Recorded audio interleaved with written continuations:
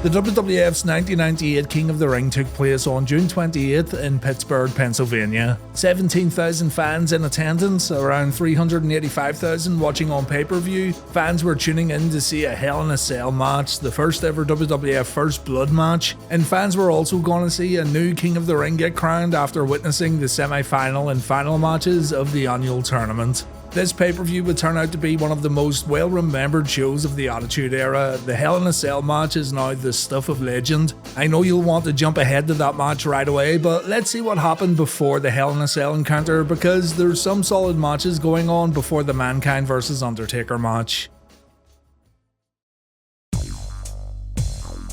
The show begins with a 6-man tag that had no build-up on Raw at all. The tag team title match later in the show also had zero TV time before the pay-per-view. We have Kaientai taking on the Headbangers and Taka here in our first match, and this was definitely a good choice for the opener. Young Taka even became an honorary headbanger for the night, so things just couldn't get any better for the light heavyweight champion. Thrasher and Teo started the match off, and Kaientai was already playing defense. We got some double teamwork from the Headbangers as Marsh comes in with a missile dropkick, and when Funaki tagged in, he ended up taking a big powerbomb. Taka tags in and Funaki gets double teabagged, not a good place to be. We see another missile dropkick and Funaki gets sent to the outside, giving Taka a chance to pull off his signature crossbody. When the match resumes in the ring, Taka takes a double elbow drop and the Kaientai boys, they nut on Taka. Taka's not just going to lie there and take this disrespect, so he sends Togo across the ring with a monkey flip, but Togo comes back with a head scissors on the outside. Kaientai then do all they can to keep Taka from making the tag. Teo hits the Cruiserweight champion with a big boot followed by a DDT. Togo and Funaki come in to double team Taka, but when Funaki and Teo try to team up on Michinoku, the champ ducks out of the way and he gets a chance to tag out. Both Headbangers get tagged, I mean why not? The Headbangers clean house and the match comes to an end when Funaki misses an elbow drop. Michinoku gets a little help when pulling off a splash. We then see the Michinoku driver, and the babyfaces win the first match at King of the Ring 98. The audience enjoyed this one, and I thought it was a good little opener too. Sable comes to the ring to introduce Vince McMahon. Ever since Vince rehired her, this seems to be her main job. The boss comes down and Jerry Briscoe goes to bring Sable out of the ring. Pat Patterson decides to pat her ass, and this leads to Patterson getting smacked in the face. Sable leaves, Jerry Briscoe screams that people should have more respect for these legends in the ring, and McMahon then hypes up the crowd a little by talking about the Steve Austin vs Kane main event. Kane said on Raw he had set himself on fire if he loses the championship, and McMahon says fans will be disappointed if that's what they paid to see. Vince says these fans are used to disappointment. He says the fans are disappointments to their parents. So McMahon's here to soften the blow a little and prepare everyone for what's going to happen tonight. Austin's going to lose the WWF Championship in the main event. Here's our 1998 King of the Ring tournament brackets. Every quarterfinal match had a little story heading into it, but the way things turned out, the semi-finals are a bit more random. Still good, but a bit random in terms of what the guys were doing on TV. As mentioned on Reliving the War, I thought we'd see Severn vs Shamrock in the final when I watched this back in 1998. So let's see what happened. Both semi-final matches happened back to back next. Double J vs Ken Shamrock started off with Kenny Boy firmly in the driver's seat after he performs a knee lift and a clothesline from the corner. Shamrock was then able to suplex Jarrett, but then Double J came back with a neck breaker and a dropkick. The neck breaker done some damage to Shamrock's left eye, and I think he must have rubbed it against Jarrett's ring gear or something. It definitely wasn't the dropkick that caused the problem, because he was already selling it before getting kicked in the face. Whatever the case, it clears up by the end of the match. The fight goes to the outside where Double J gets dropped across the top rope and thrown into the ring steps. Back in the ring, Tennessee Dragon Lee causes a distraction and Jarrett performs a chop block. And that no good dirty hyena Sweet T Lee goes after the injured ankle while Jarrett distracts the referee. Double J naturally focuses on the ankle, and referee Tim White has to pull Jarrett's hair to get him away from Kenny Boy, giving Lee another chance to get in a cheap shot. But even after all this punishment, Shamrock's able to fight back like nothing happened at all. The injury magically disappears as Kane punishes Double J with a spinning wheel kick and a jumping leg lariat, and I'll be honest, this took me right out of the match, but it's pretty much over now anyway. Kane performs a power slam and he plants Jarrett with a Hurricane Rana. It looked a bit rough. Double J then taps out to the ankle lock, so Ken Shamrock's in the finals. Tennessee Bobby Lee takes a belly-to-belly suplex when he tries to attack Ken, and afterwards Ken says he has one more peak to climb and he didn't come to Pittsburgh to be second best tonight. Ken and Jarrett head to the back and the crowd pops when the Rock's entrance theme plays in the arena. Rock comes down to the ring for his match against Dan Severn, and like always, the rest of the nation gets sent to the back. Commissioner Slaughter didn't even have to come down. Severn took out Owen Hart last week on Raw. The week before that, he tore D'Lo's pack with the same modified bow and arrow, so let's see if he can do the same to Rocky. Rock goes to the ropes to force a break right away. Severn then takes a back elbow and he gets his head rocked on the top turnbuckles. Rock then misses a corner charge and Severn pulls off a fireman's carry followed by an armbar. He tries to move into a dragon sleeper, but Rock again makes it to the ropes. Rock then hits a clothesline and the crowd pops again when he removes his elbow pad. He then makes fun of Severn while the beast lays on the mat. Severn gets suplexed, but he fights back with a few strikes to the midsection. Rock then gets kneed in the corner, so Rock pokes Severn in the eye and both guys end up crashing into each other. Mark Henry and Kama then hit the ring to distract the referee. D'Lo then returns to WWF by hitting a frog splash on Severn while wearing what JR calls a protective device. Rock pins Severn, and just like that, Dan Severn's been beat and it's a Shamrock vs Rock final. The Shamrock vs Severn match does not happen at the King of the Ring as many people expected, including myself. Rock says Shamrock won't be climbing any peaks later tonight. Instead, The Rock's gonna make sure Kenny Boy hits rock bottom.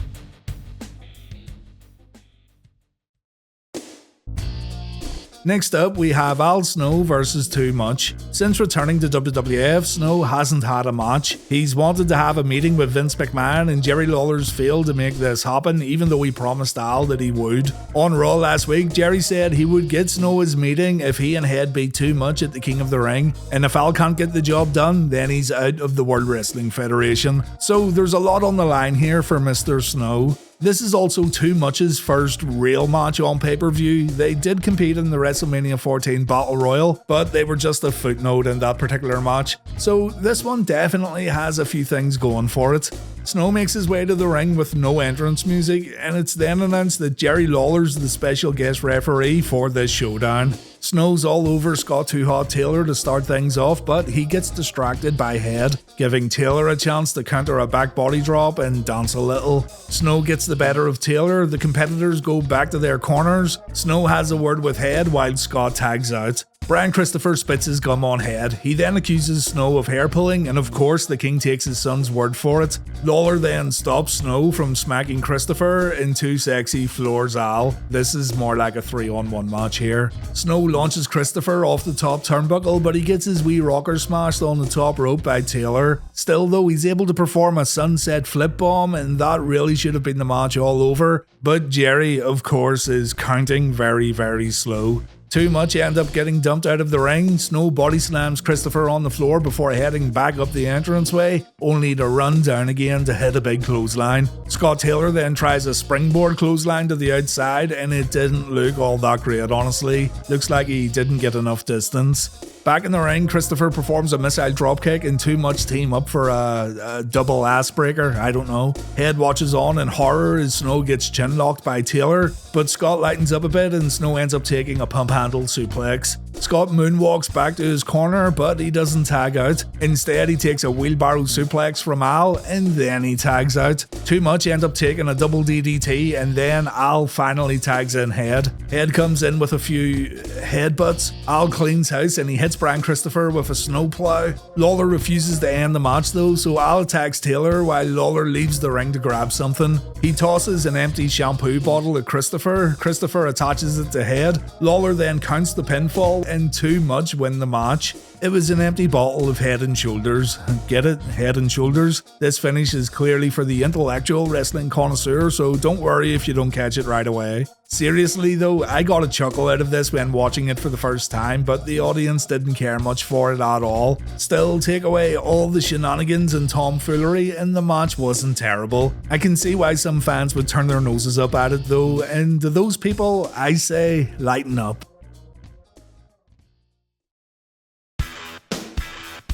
Owen Hart ruined the X-Pac vs Triple H first round King of the Ring match, so X-Pac wants to get some revenge tonight at the pay-per-view. Two extremely proficient superstars here, so you expect great things in this one.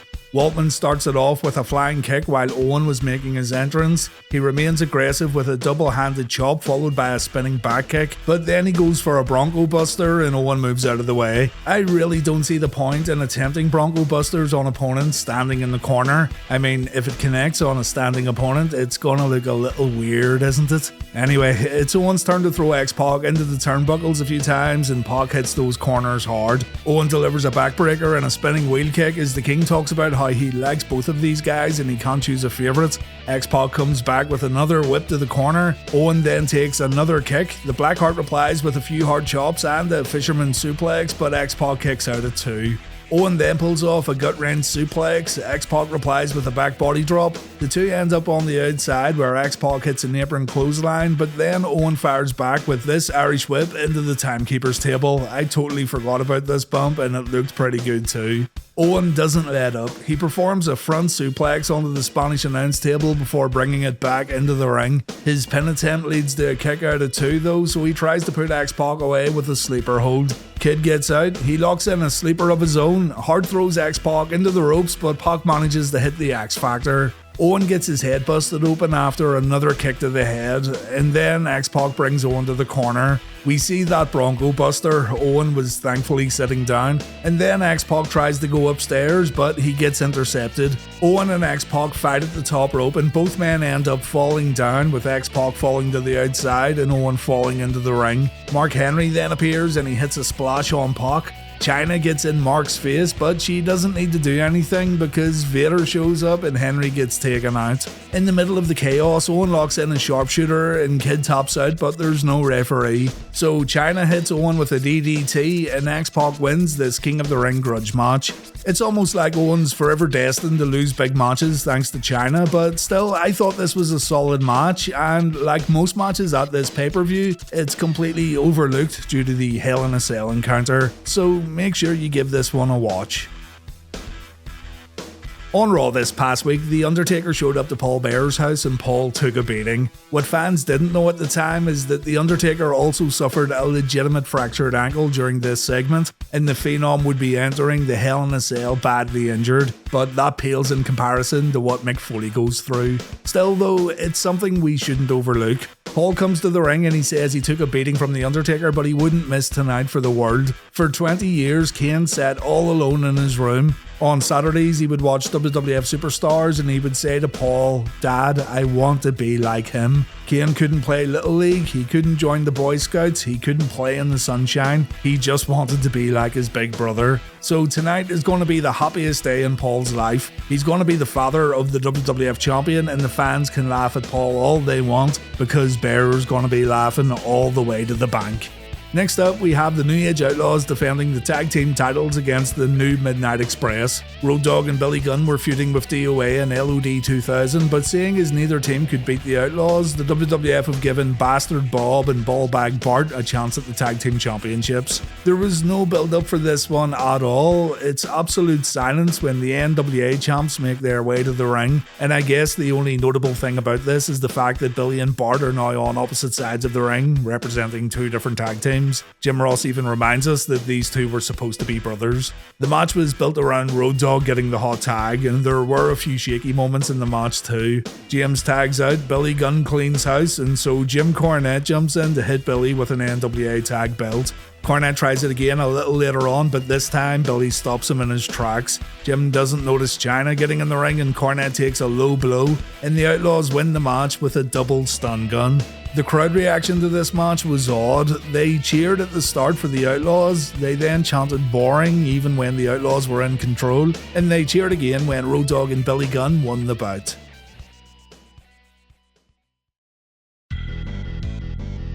The King of the Ring finals up next, and Triple H joins the commentary table. Not only did Triple H win last year's tournament, but he also wants to get a good close look at the IC champion. So we've got The Rock versus Ken Shamrock once again on pay-per-view. They wrestled at the Royal Rumble, they met again at WrestleMania, and here they are in the King of the Ring finals. Shamrock's got a bad angle, but that won't stop him trying to kick the IC champ at the opening bell. Rock's first to get floored after a kick to the chest, and the People's Champ gets out of the ring to regroup. As the match continues on, we see Chyna's join the Spanish announce table and she's speaking fluent Spanish. Triple H says she's talking about Taco Bell or something. The Rock gets sent out of the ring again, and Jim Ross talks about Steve Austin getting a staph infection and spending a few days in hospital. Austin missed no TV dates at all while dealing with the infection. Rock approaches Triple H, the two talk smack, and Triple H decides to spit water all over the IC champ. Rock doesn't sell it at all, and he pie faces Hunter back into his seat.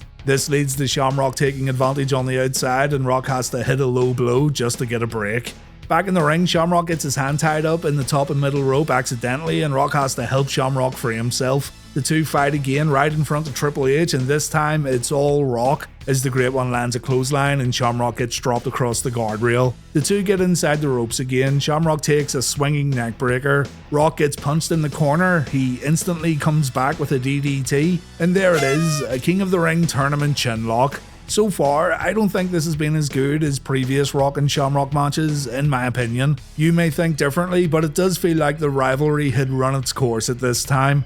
On Jim Ross's podcast, we learned that the WWF picked up on an interview Dan Severn gave days before this pay-per-view, where he hinted about steroid use in the company. So there's a very real possibility that Severn vs Shamrock was the original plan, and the WWF decided to beat Severn in a 5-minute semi-final match instead. Jim Ross said the interview was disappointing, but Severn was just speaking his mind. Ross also said a Severn vs Shamrock final felt too predictable, and there wasn't enough confidence that these two could pull off a good work King of the Ring final match. When you think about it, Jim Ross was absolutely right. Anyway, Rock lands the People's Elbow, but Shamrock kicks out, so Rock applies chinlock number 2. You think Severn vs Shamrock would have had 2 chinlocks? I seriously doubt it. Shamrock fights out, Rock performs a float over DDT, and Shamrock kicks out and Rock gets frustrated. Rock takes a back elbow, the jumping leg lariat, and a power slam, but Shamrock also struggles to put Rock away. And it was here where the audience started really getting into the match. We see a fisherman suplex from Shamrock, a rare power slam from the IC champ.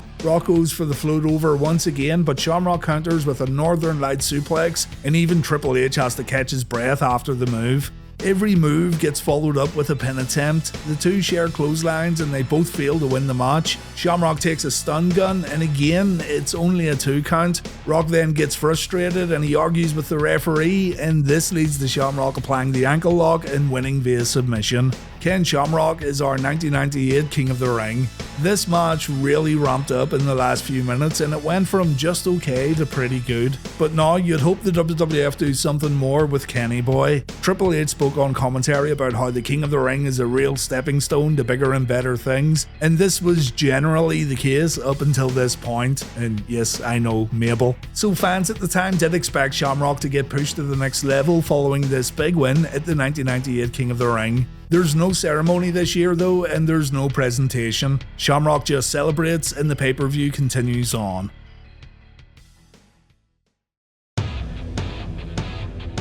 It's time for The Undertaker vs Mankind. This bout and tonight's main event are very much intertwined, so let's cover both match build-ups before looking at the Hell in a Cell encounter. After Stone Cold Steve Austin got done battling Dude Love, The Undertaker demanded a WWF title shot. The dead man went on his own path of destruction until Vince agreed to give him an opportunity, but Undertaker would have to defeat his little brother Kane to get that title shot. Mankind ended up costing The Undertaker that match. Vince McMahon had publicly fired Foley because Mick couldn't beat Steve Austin, but Mick got rehired because he attacked The Undertaker. The following week, the Hell in a Cell was announced and Kane vs Austin was also made official. Mankind would then return to Paul Bearer, and that means Mankind was also aligned with Kane. So you'd naturally think that Austin and Undertaker would form an alliance to battle these two villains. Well, Undertaker couldn't help Stone Cold during a beatdown on Raw because he was being held back by police. Paul Bearer said that this was a plan by The Undertaker and it was all done intentionally because Taker had no interest in helping Stone Cold. All The Undertaker wanted was a shot at the belt. And while The Undertaker denied this, it did cause a little uneasiness between Austin and Taker. Nothing major, but it's definitely there. You then had Undertaker attacking Paul Bearer at his home last week and legitimately injuring his ankle. You also had Vince McMahon making the WWF title match a first blood match. You've got Kane saying he's going to set himself on fire if he doesn't win the championship. And last week we also witnessed Kane dropping that old red liquid on top of Austin to close out Raw. The title picture in WWF sure is interesting and you've got quite a few players involved in creating this story. But we'll see what happens in the final two matches at King of the Ring and we'll see if the scores get settled or if the story develops even more.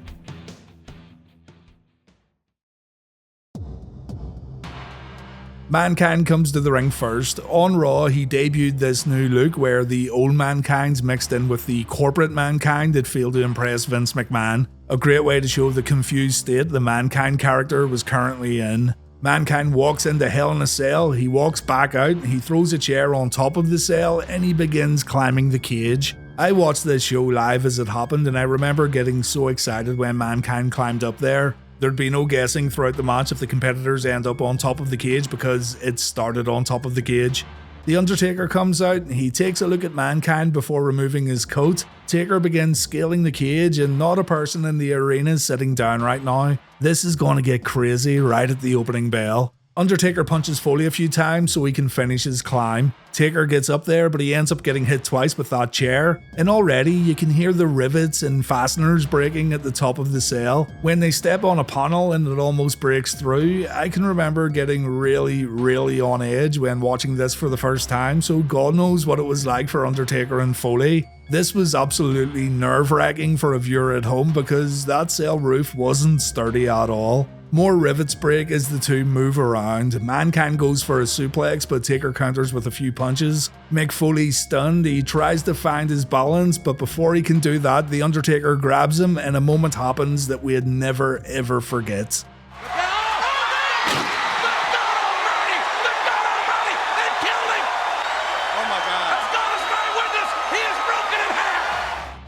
There's really not a lot I can say about this because it's one of the most talked about matches in wrestling history. Mick's talked about it probably thousands of times and The Undertaker talked about it too following his last match. All I can offer here really is how I felt when watching this live, and honestly, I will never forget it. I looked at the TV in complete disbelief, trying to process the fact that a man at Mick Foley's size got thrown clean off Hell in a Cell, and I couldn't grasp how dangerous it was until they started airing replays from different camera angles. After seeing it 4 or 5 times though through replays, you then start to think you've witnessed the end of someone's career. Foley hardly moves. The Undertaker also looks a little concerned as he watches from atop the Hell in a Cell. Jim Ross gives his most famous call when he says, "As God is my witness, he's broken in half." And it's a call that gets memed quite a lot, but it's also absolutely perfect for this moment. It's just pure shock.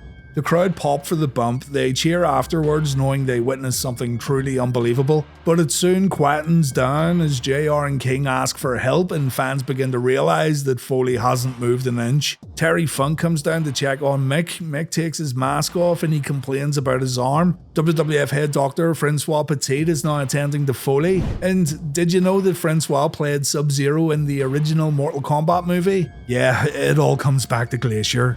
Vince McMahon and Commissioner Slaughter then show up, and it was right here where I thought something was definitely wrong. Vince McMahon breaking character showed us all that this was pretty serious. The Hell in a Cell then begins to rise while The Undertaker's still on top, and Taker said he had no idea this was going to happen, by the way, but Mick Foley desperately needs stretchered out of the arena.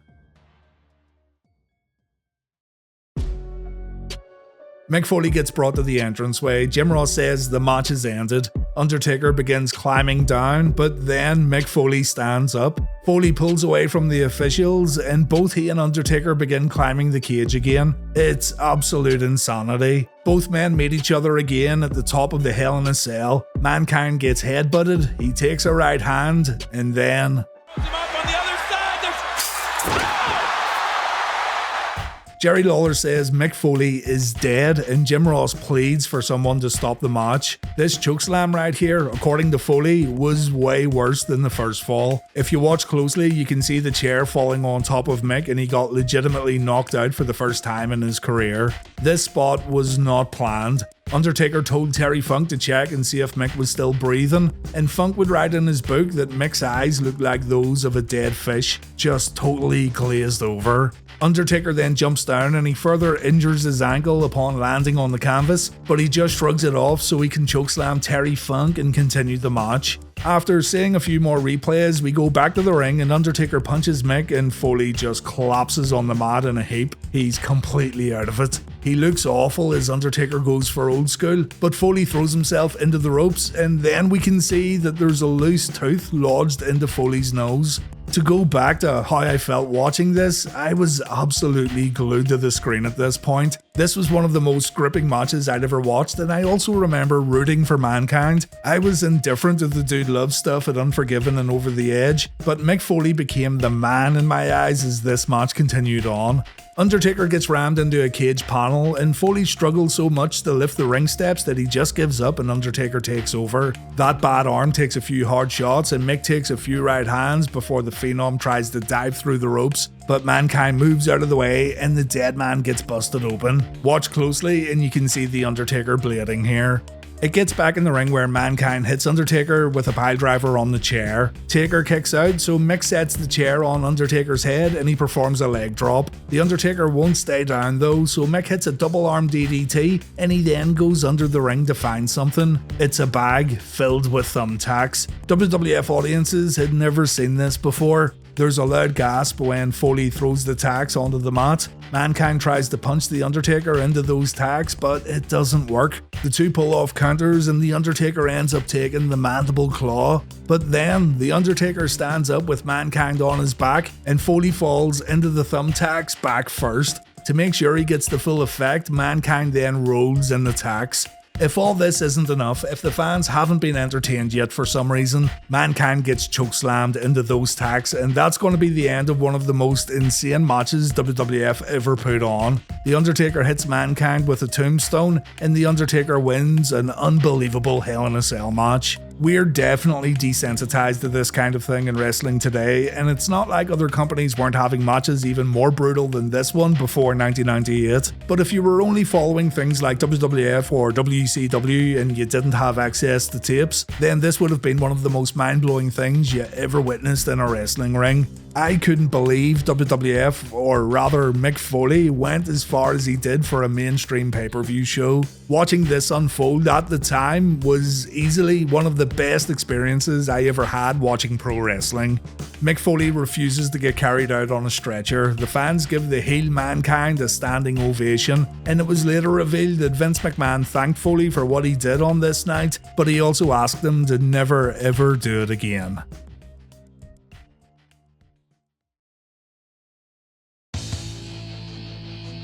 Steve Austin and Kane have an impossible act to follow, and the WWF knew this, so the Hell in a Cell is going to come into play in this main event match. Kane comes out first, we see the cans of gasoline sitting at ringside just for Kane if he loses tonight, and then Austin comes out with a heavily bandaged right elbow thanks to that staph infection. Austin also looks very tired, but credit where it's due, he wasn't going to miss an advertised title defense. Austin storms the ring and we start this first blood match right away with a Lou Thesz press, and Austin drops an elbow on Kane. He uses his bandaged elbow too, by the way. Kane gets hit with the WWF title belt twice. Stone Cold removes the turnbuckle pad, but neither man are able to bust each other open just yet. Kane gets choked out as the crowd begin a loud Austin chant. Stone Cold then gets floored with a right hand as Jerry Lawler brings up the fact that Kane's completely covered up. His left arm's usually exposed, but that's not the case tonight at King of the Ring. Austin fires back with a clothesline and a few right hands. Kane tries to end it with a tombstone, but Austin manages to throw him out of the ring.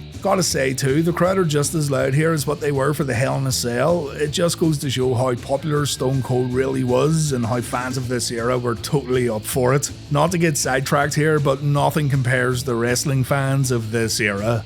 The two fight on the outside, and then, for some unexplained reason, the Hell in a Cell begins to lower. Someone's controlling the cage, and the prime suspect has to be Vince McMahon. Austin gets thrown into the ring steps, but he takes the impact on his hip. He ends up getting thrown face first into the cell though, and Earl Hebner checks for blood, but Austin's clean as a whistle. The cell almost crushes Austin and Kane welcomes it. He chokes Stone Cold as Austin desperately tries to stop the cell from taking his head off. The two get up as the Hell in a Cell fully lowers around the ring. They continue to fight for a bit, and then Kane ends up landing over the cage door's lip as the cell begins to rise again. The commentators have no idea what's going on, and indeed it is quite confusing, but it's also pretty awesome too. Kane ends up falling from the cage, and we notice that Austin's bleeding from his back, but the match continues on. This cut was obviously not planned, and you wouldn't want it ending now anyway. The two end up fighting at the entranceway where Kane counters a piledriver with a backdrop.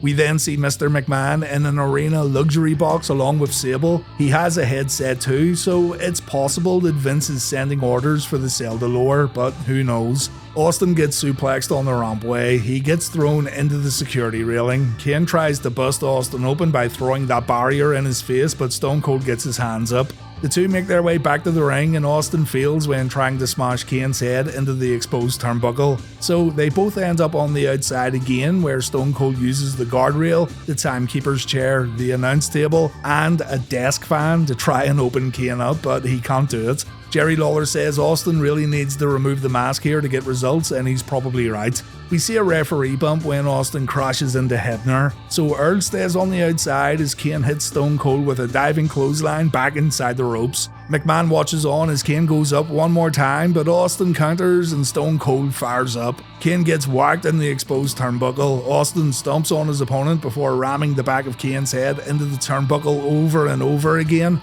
And then Mankind shows up with a chair. It's unbelievable. Mankind gets in the ring, the cell lowers again, but Austin's able to fight Mick off, and both Mankind and Kane take Stone Cold stunners. The Undertaker then comes limping down to the ring holding a chair. Austin grabs himself a chair too, but when Taker and Austin swing for Mankind, Mrs. Foley's baby boy ducks out of the way. Austin takes all the impact, and Austin's been busted open. Surprisingly, Undertaker throws Earl Hebner back in the ring, and when Hebner doesn't wake up, the Phenom decides to pour gasoline on the referee to get some sort of response. Kane attacks the Undertaker, the referee wakes up, Stone Cold tries his best to bust Kane open before Earl notices what's happened, but it's no use. Kane gets floored with a chair shot, the referee notices the blood on Stone Cold, and Kane wins the King of the Ring main event. Kane's the new WWF champion. Austin's absolutely livid while Vince McMahon smiles from ear to ear. As for The Undertaker, well, we'll have to find out his motivations tomorrow night on Raw, but if you remember what would happen to his little brother if he lost the match, then you should come up with the answer pretty quickly.